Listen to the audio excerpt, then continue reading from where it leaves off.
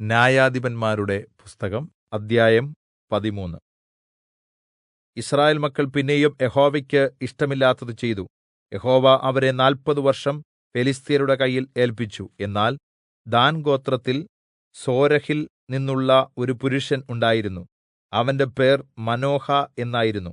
അവന്റെ ഭാര്യ മച്ചിയായിരുന്നതിനാൽ പ്രസവിച്ചിരുന്നില്ല.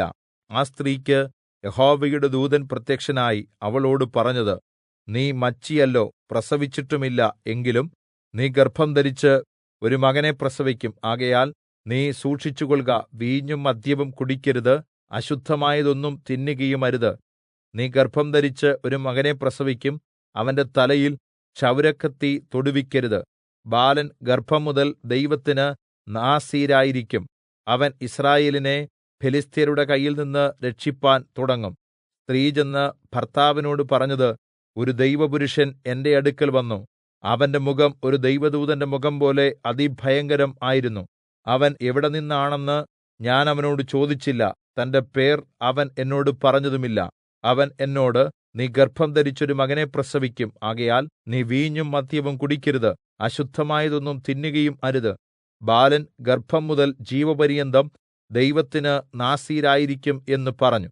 മാനോഹ യഹോവയോട് പ്രാർത്ഥിച്ചു, കർത്താവേ, അങ്ങ് അയച്ച ദൈവപുരുഷൻ വീണ്ടും ഞങ്ങളുടെ അടുക്കൽ വന്ന് ജനിപ്പാനിരിക്കുന്ന ബാലന്റെ കാര്യത്തിൽ ഞങ്ങൾ ചെയ്യേണ്ട കാര്യങ്ങൾ ഞങ്ങൾക്ക് ഉപദേശിച്ചു തരണമേ എന്ന് പറഞ്ഞു. ദൈവം മാനോഹയുടെ പ്രാർത്ഥന കേട്ടു. അവൾ വയലിൽ ഇരിക്കുമ്പോൾ ദൈവദൂതൻ വീണ്ടും അവളുടെ അടുക്കൽ വന്നു. അപ്പോൾ അവളുടെ ഭർത്താവ് മാനോഹ കൂടെ ഉണ്ടായിരുന്നില്ല. ഉടനെ അവൾ ഓടിച്ചെന്ന് ഭർത്താവിനെ അറിയിച്ചു. അന്ന് എന്റെ അടുക്കൽ വന്ന ആൾ ഇതാ എനിക്ക് പ്രത്യക്ഷനായിരിക്കുന്നു എന്ന് അവനോട് പറഞ്ഞു. മാനോഹ എഴുന്നേറ്റ് ഭാര്യയോടുകൂടെ ചെന്ന് ആ പുരുഷന്റെ അടുക്കൽ എത്തി. അങ്ങാണോ ഈ സ്ത്രീയോട് സംസാരിച്ചയാൾ എന്ന് ചോദിച്ചപ്പോൾ, ഞാൻ തന്നെ എന്ന് ആ ആൾ മറുപടി പറഞ്ഞു.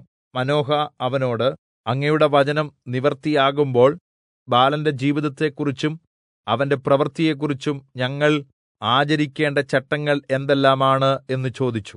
യഹോവയുടെ ദൂതൻ മാനോഹയോട്, ഞാൻ സ്ത്രീയോട് പറഞ്ഞതൊക്കെയും അവൾ സൂക്ഷിച്ചുകൊള്ളട്ടെ. മുന്തിരിവള്ളിയിൽ ഉണ്ടാകുന്ന യാതൊന്നും അവൾ തിന്നരുത്, വീഞ്ഞും മദ്യവും കുടിക്കരുത്, അശുദ്ധമായതൊന്നും തിന്നുകയും അരുത്. ഞാൻ അവളോട് കല്പിച്ചതൊക്കെയും അവൾ ആചരിക്കണം എന്ന് പറഞ്ഞു. മാനോഹ യഹോവയുടെ ദൂതനോട്, ഞങ്ങൾ ഒരു കോലാട്ടിൻകുട്ടിയെ അങ്ങേയ്ക്കായി പാകം ചെയ്യും വരെ താമസിക്കണമേ എന്ന് പറഞ്ഞു. യഹോവയുടെ ദൂതൻ മാനോഹയോട്, നീ എന്നെ താമസിപ്പിച്ചാലും ഞാൻ നിന്റെ ആഹാരം കഴിക്കയില്ല. ഒരു ഹോമയാഗം കഴിക്കുമെങ്കിൽ അത് യഹോവയ്ക്ക് കഴിച്ചുകൊൾക എന്ന് പറഞ്ഞു. അവൻ യഹോവയുടെ ദൂതൻ എന്ന് മാനോഹ അറിഞ്ഞിരുന്നില്ല.